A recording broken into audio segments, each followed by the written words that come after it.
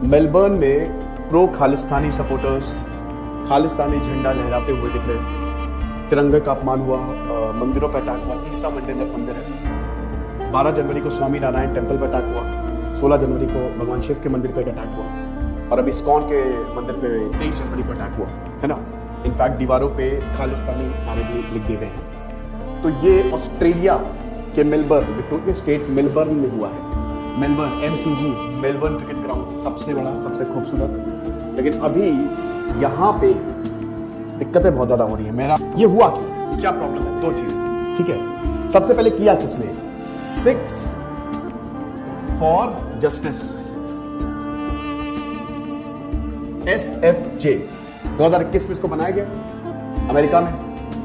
खालिस्तान बनाना चाहिए, हम सबको पता है खालिस्तान की बात कब से शुरू है। 1984 में operation blue star, Indira Gandhi की हत्या, फिर ऑपरेशन ब्लैक थंडर, और उसके बाद खालिस्तान की मांग अभी भी चलती रहती है, ठीक है।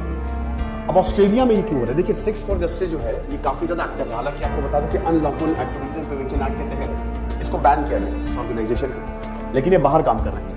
ऐसे ही आपने सिडनी में देखे प्रदर्शन, आपने ब्रिटेन में देखे, आपने कनाडा में देखे, आपने स्विट्जरलैंड में देखे, आपने अमेरिका में देखे। और ये रेफरेंडम, जनमत संग्रह कराते रहते हैं, खालिस्तानी रेफरेंडम, ठीक है, कि बताओ क्या चाहिए तुमको। इसकी कोई ऑफिशियल बैकिंग नहीं होती, लेकिन जितने ज्यादा से ज्यादा लोग जुड़ेंगे खतरनाक है। ऑस्ट्रेलिया में ये क्यों हो रहा है? ऑस्ट्रेलिया में बहुत सारे भारतीय रहते हैं, ज्यादातर हिंदू हैं। यहाँ पे 7 लाख के करीब, 7.5 लाख के करीब भारतीय रहते हैं। और ऑस्ट्रेलिया, UK, कनाडा, ये 3 डेस्टिनेशन बहुत ही फेमस है। इंडियंस स्पेशली स्टूडेंट्स यहाँ पे पढ़ने जाते हैं। लेकिन अभी क्या हुआ कि यहाँ पे खालिस्तानी, अभी पिछले 1-2 महीने से खालिस्तानियों का बहुत ज्यादा मूवमेंट बढ़ गया है, आप ये समझिए। अब ऑस्ट्रेलियन गवर्नमेंट ने इस पर एक्शन भी लिया, लेकिन उतना एक्शन नहीं लिया जितना लेना चाहिए था।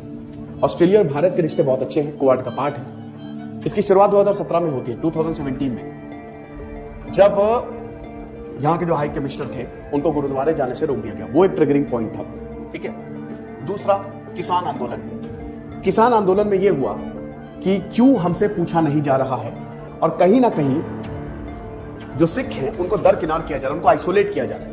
ये 2 बहुत बड़े ट्रिगरिंग पॉइंट हैं, ठीक है।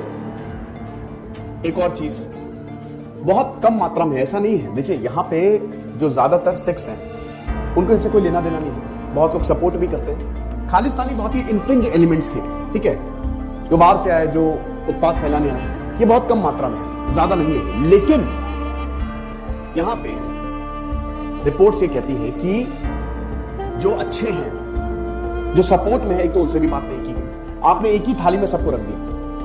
अगर आप उनसे बात करते, उनसे बोलते, क्योंकि देखिए हुआ क्या कि जब प्रदर्शन हुए तो जो यहाँ पे हिंदू संगठन है उन्होंने प्रशासन को चिट्ठी लिखी, ऑस्ट्रेलिया प्रशासन को, विक्टोरिया प्रशासन को, कि आप कुछ करिए।